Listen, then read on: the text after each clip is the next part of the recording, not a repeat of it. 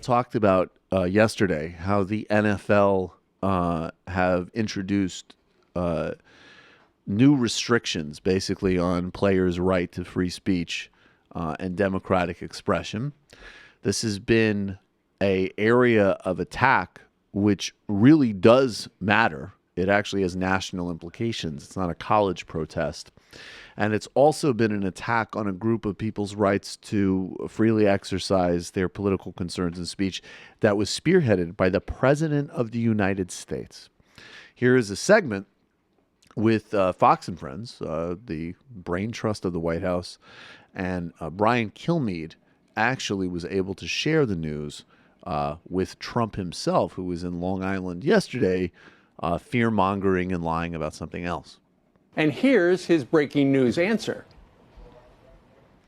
Some breaking news while you were in there. The NFL has made a decision on something that means a lot to you and a lot of other Americans. The the owners have voted unanimously to approve a new national anthem rule that says if you're not going to stand, stay in the locker room. If you go to the field, you have to stand.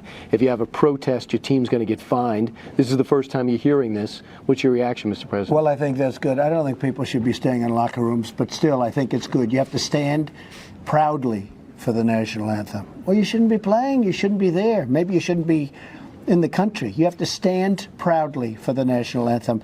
And the NFL owners did the right thing if that's what they've done. If that is the story, do you feel like you pushed this story forward and you pushed this to a conclusion? I think the people pushed it forward. This was not me. I brought it out. I think the people pushed it forward. This country is very smart. We have very smart people. And you know, that's something ideally could have been taken care of when it first started. It would have been a lot easier. But if they did that, they're doing the right thing. I mean, I think it's a 7 out of 10. What he just brought up is true. You're going to say, okay, they're missing 4 players from the 49ers, from the Giants, from the Jets. Why are they in the locker room? What are you mad about the country for? And then what if you sit there and you put your fist in the air? Well, Brian, you're... Well, there's all these different ways that you can't monitor the behavior of these black guys on the field. I mean, what if they put their fist up as an example? What are they? They're not upset about America per se. They're upset about state murders of people of different racial backgrounds. That's what they're upset about. And actually, more broadly, if you listen to some of them, like Colin Kaepernick, who's of course very articulate on this issue, they're actually upset about a much wider criminal justice system that obviously disproportionately targets Black and Latino people, but actually across the board in the United States kills a lot of people. That's what they're upset about, not whatever fantasies going on in Brian Kilmeade's head. I mean, look, we already know that this is a racist, thug, stupidity-driven administration. But I will note this.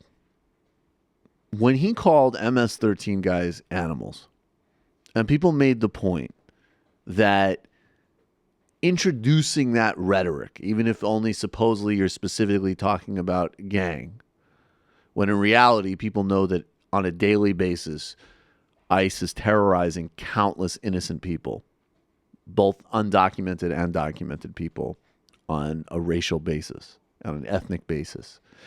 We know that bringing in that kind of language is an extension of that process. The end point there of he's still bitching and moaning about even the locker room rule, which is already an incredible violation of these players' rights. And by the way, once again, private platforms. See, this is where the right is ridiculous. You don't have a right to free speech on a private platform because that's how we've designed our economy. Twitter can kick you off. The NFL can create whatever ridiculous oppressive speech denying rule they want. So the answer is containing and creating public platforms versus private platforms to, in fact, ensure free speech, because this is a private sector racialized attack on free speech. But when he's introducing maybe they just shouldn't be here, look out for that kind of language. Look out for, as we head up into 2018 and certainly 2020, talk about stripping birthright citizenship. And in his own stupid way, that rhetoric is on a continuum of a much broader racialized assault. I think we have this video now. I don't know. Is this also on the list? It's not on the list. Okay, set it. I know what video this is, but set it up. Yeah, this is Sterling Brown, a guard for the Milwaukee Bucks. And I don't think it was lost on professional athletes that the same day the owners announced this policy, this footage from this incident in January where it was like a traffic potential parking violation. He ended up getting like taken down by a bunch of cops and stunned. We'll play. He was tased, and then the cops laughed at him.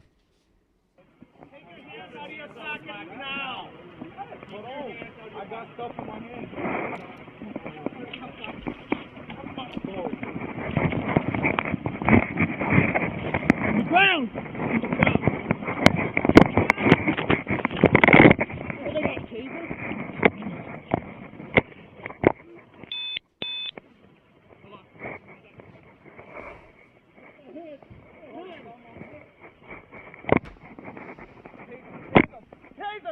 Taser!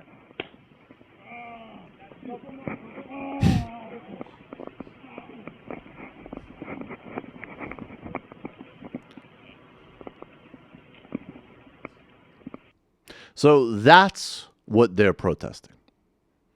That's what they're objecting to. And anybody who supports democracy and isn't a disgusting person should be aligned with them in that. And of course, we have a president and a Fox News and all too many NFL fans and, of course, all too many NFL owners. I believe the Jets owners have raised some objections to this, who aren't committed to democracy and are disgusting people. Also, let's be pedantic for a second. It doesn't start till September. Doozy. Moron.